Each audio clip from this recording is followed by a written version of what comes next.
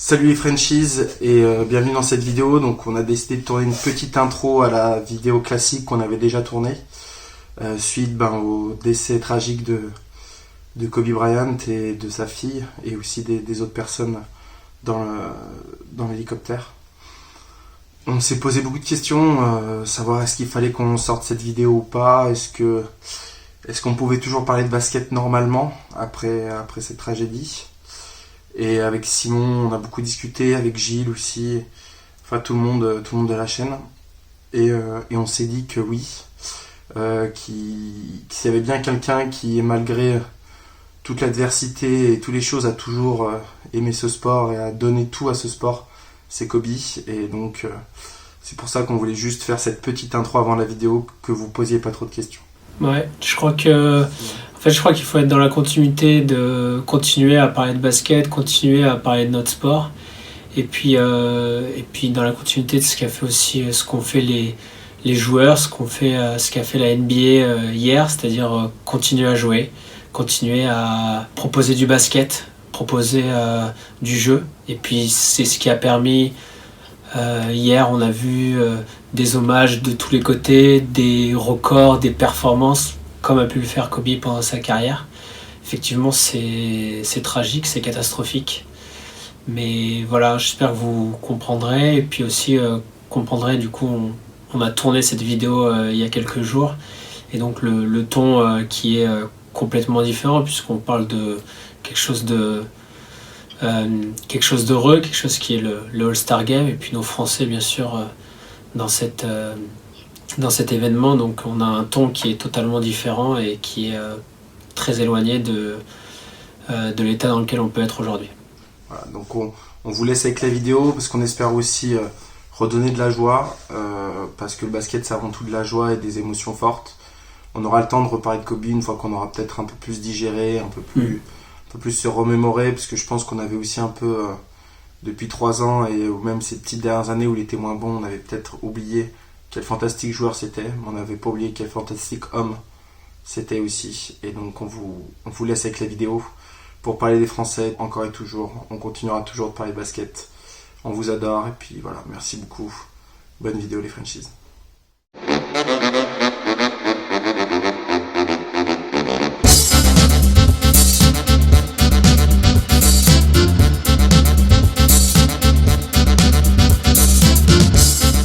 Salut les Frenchies et bienvenue dans cette nouvelle vidéo sur la chaîne de Clutch Time.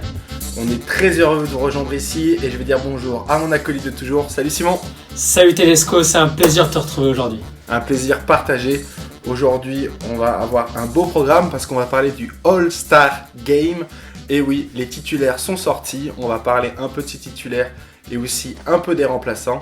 Mais avant tout, on aimerait faire une grosse bise à Angelo Tsagarakis qui a sorti ses premières vidéos sur la chaîne. Et on est très heureux de l'avoir dans l'équipe. Angelo, on te fait des gros bisous.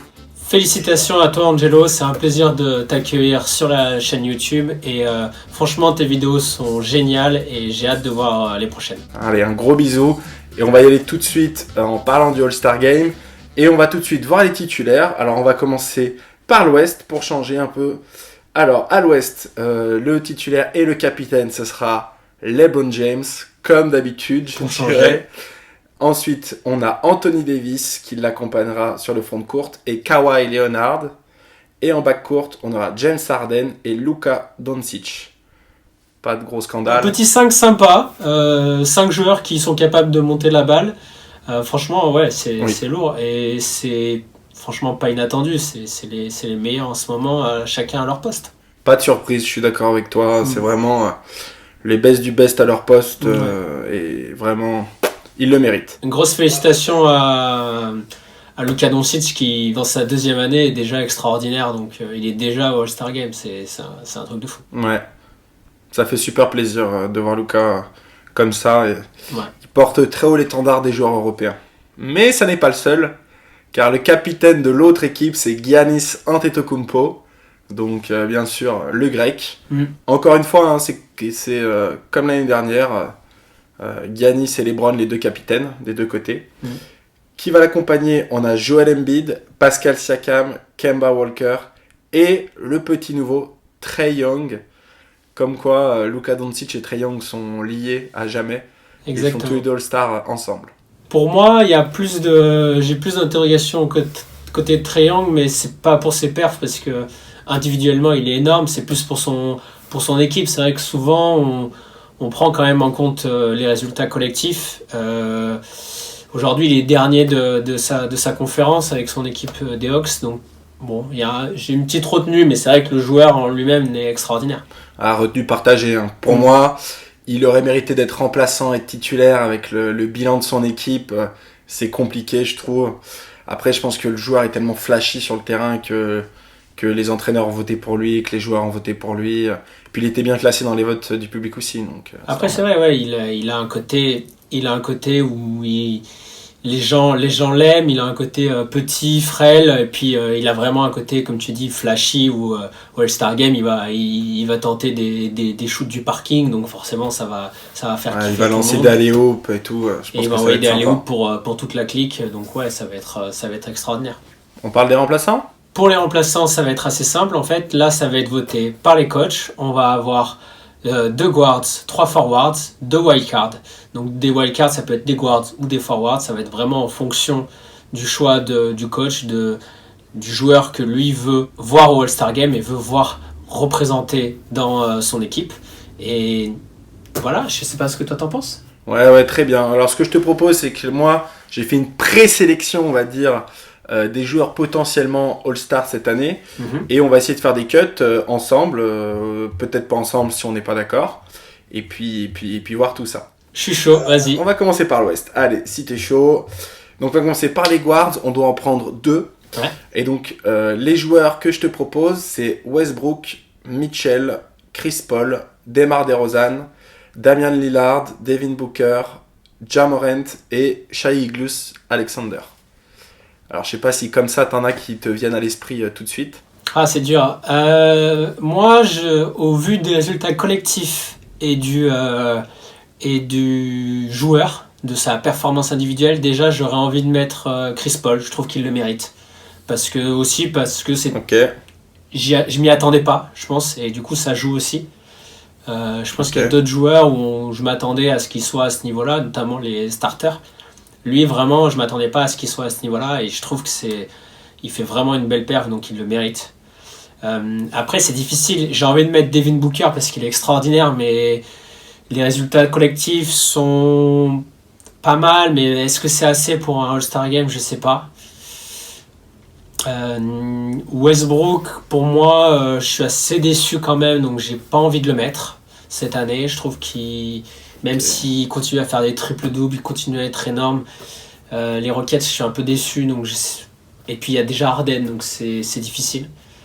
Qu'est-ce qu'il y a après? T'as Mitchell, DeRozan. Moi, je vais te dire, j'ai fait mes cuts déjà.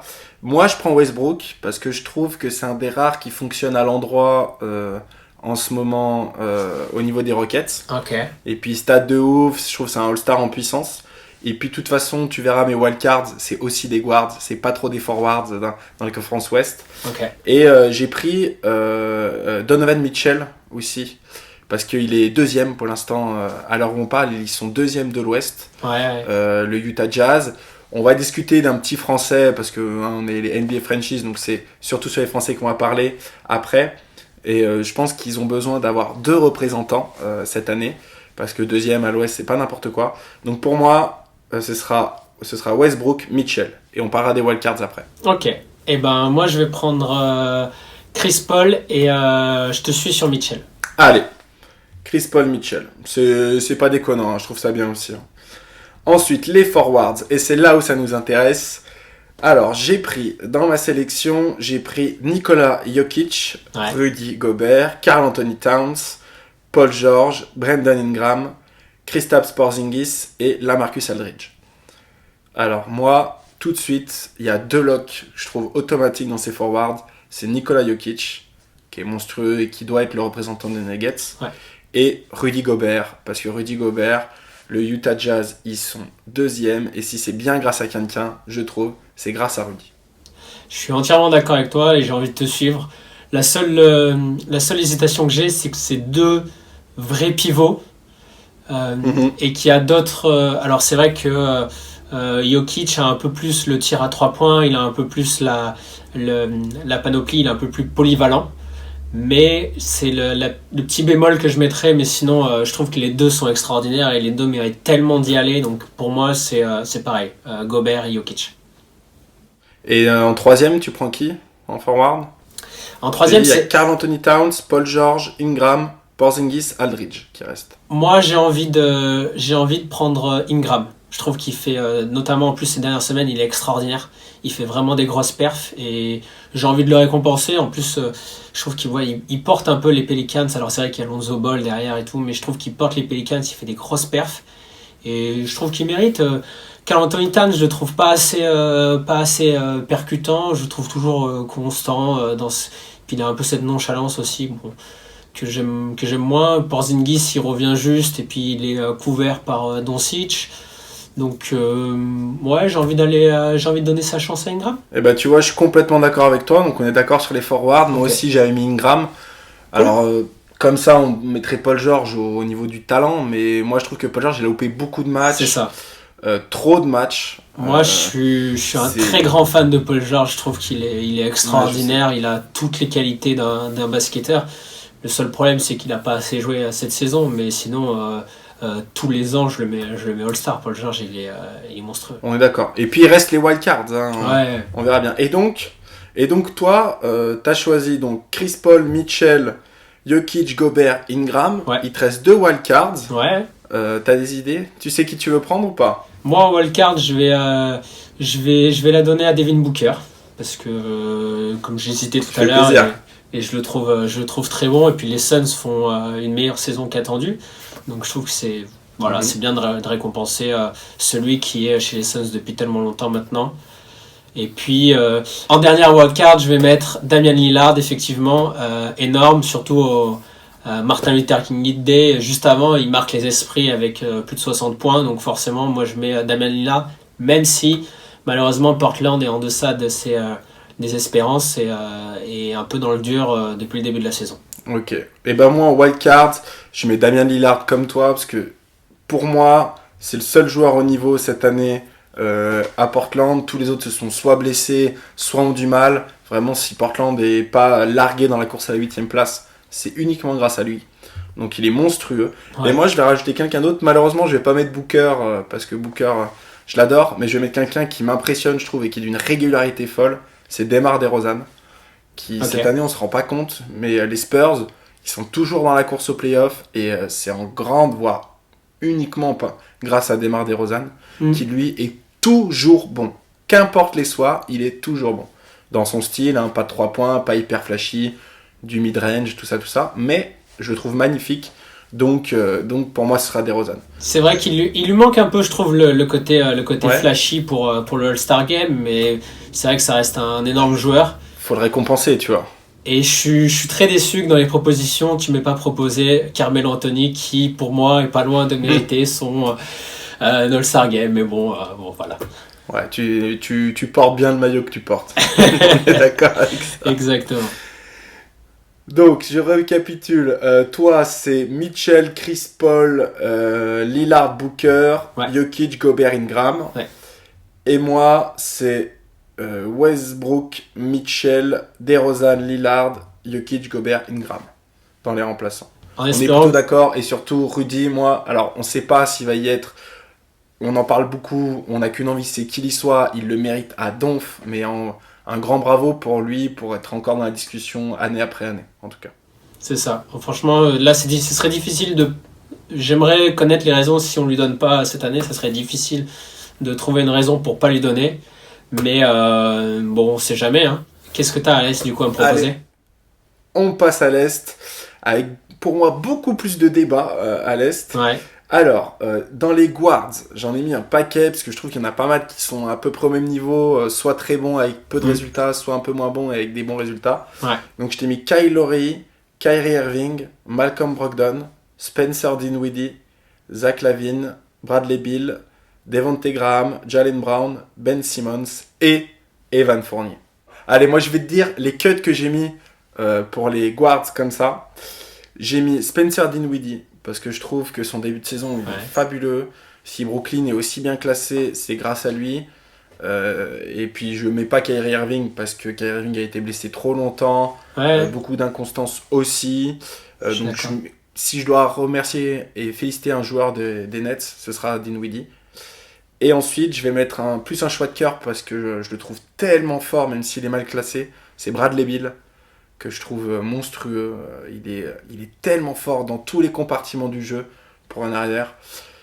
Bon, cette année, il est aux Wizards, et les Wizards, c'est compliqué, c'est très inconstant, mais voilà. Pour moi, c'est Dinwiddie et Beal. Ah ouais.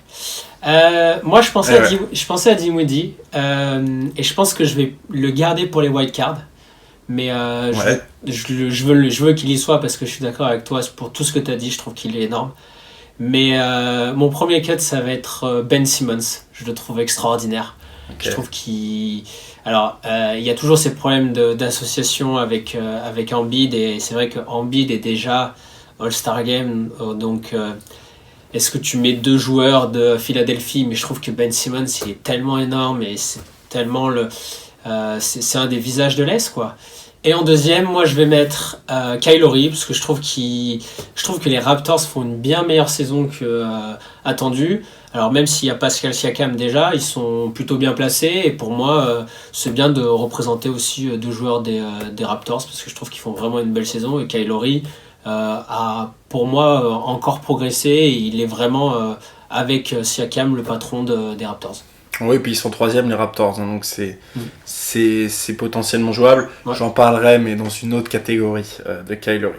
Vas-y. Donc pour toi, Kyle Lowry et Ben Simmons. Ouais. Et pour moi, Spencer Dinwiddie et Bradley Beal. Ouais. Ok.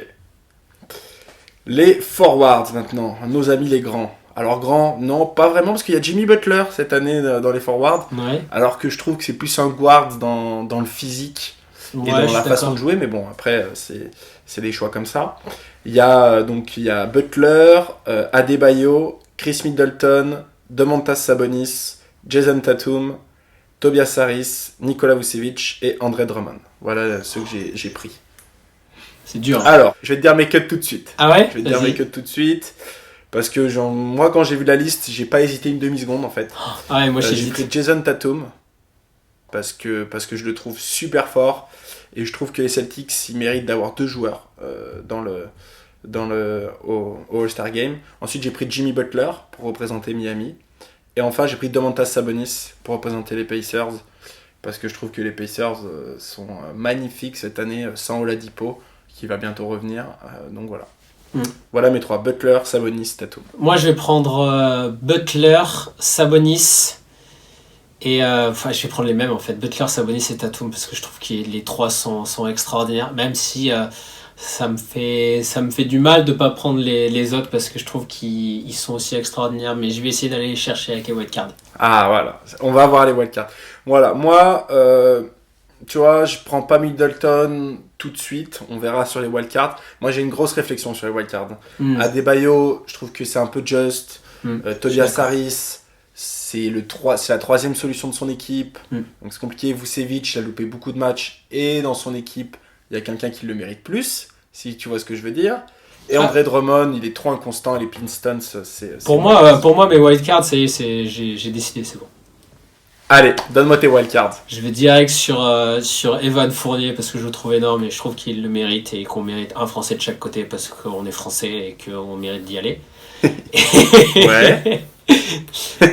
Juste parce qu'on est français. Et voilà. Et de l'autre côté, bah, je vais aller prendre Middleton parce que je trouve que les Bucks font une saison extraordinaire, qu'ils sont trop forts et qu'il faut bien quelqu'un pour accompagner Yanis parce qu'il fait pas tout seul et que Middleton est très fort. Ok. Alors moi, j'étais sur Kyle Lowry, automatique en wildcard. Parce qu'il est super fort, parce que c'est le maestro de cette équipe, que Siakam a été blessé pendant un petit moment et qu'ils ont continué à être bons, qu'il a tout de suite élevé son niveau de jeu, qu'on sent qu'il joue pour le collectif et ça je trouve ça énorme. Et là, pour la deuxième place, j'hésite entre Ben Simmons et Fournier. Pour tout te dire, parce que Ben Simmons, comme tu l'as dit, c'est quand même monstrueux. Ma question, elle est plus dans le sens, est-ce que les Sixers méritent vraiment d'avoir deux représentants ? et est-ce que le Magic mérite de pas en avoir? Là, avec les joueurs que j'ai pris, je représente toutes les 8 premières équipes, sauf le Magic si je prends pas Evan.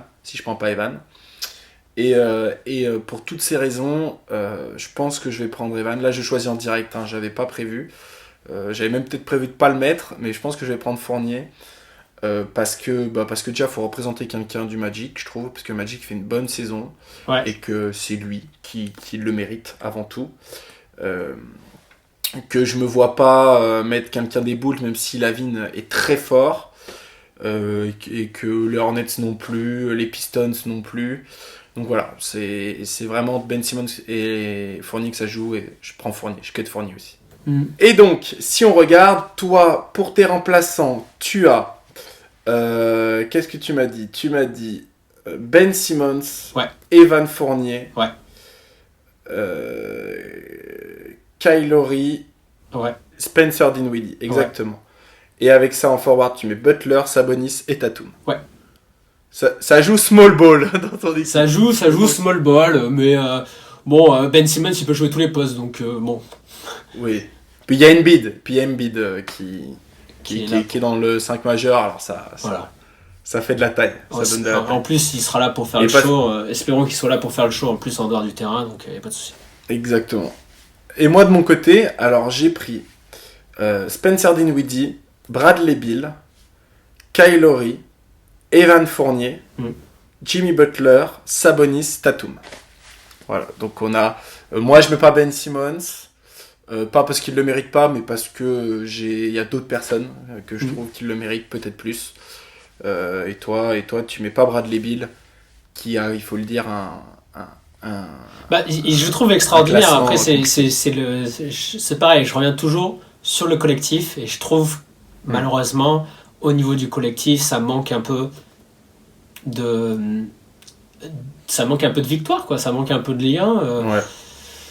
Voilà, je pense que ses coéquipiers sont en deçà. Alors lui, bien sûr, il survole, tu vois, mais c'est comme pour Trae Young. Moi, je trouve que c'est un peu, je suis un peu sceptique, parce que il y a le collectif. Je trouve c'est bien de penser aussi au collectif, pas que au scoring. Voilà. Écoute, on est d'accord en tout cas. Cette année, on veut voir 2 Français au All-Star Game. Yes. Ça serait génial. Yes. Ça serait génial. On croise les doigts, on croise tout ce qu'on a sur nous, et puis voilà. Franchement, ça serait lourd. Et puis je pense qu'en France déjà aussi, parce que malheureusement l'All-Star Game ça perd un peu de sa superbe, et les gens regardent un peu moins qu'avant. Et du coup, je pense qu'en France, ce serait bien d'avoir des Français, ça ramènerait de l'engouement. On va avoir le match à Paris. Si on a des All-Stars qui rentrent, ça va vraiment... On a eu le match à Paris, ouais, c'est cool. Voilà, ça va vraiment apporter de l'engouement autour du All-Star Game, et en espérant qu'on ait un beau match, pas une parodie de basket pour une fois. Mais bon, on dit ça tous les ans, et tous les ans, c'est une parodie. Donc bon, on verra ce que ça donne. En tout cas, moi, ça m'a fait hyper plaisir de faire ce petit jeu avec toi. C'était super sympa. Je sais pas ce que vous en avez pensé. Dites-nous ce que vous en avez pensé en commentaire. On a de plus en plus de commentaires, ça fait vraiment plaisir. Moi, je trouve ça hyper cool de pouvoir échanger avec vous en commentaire.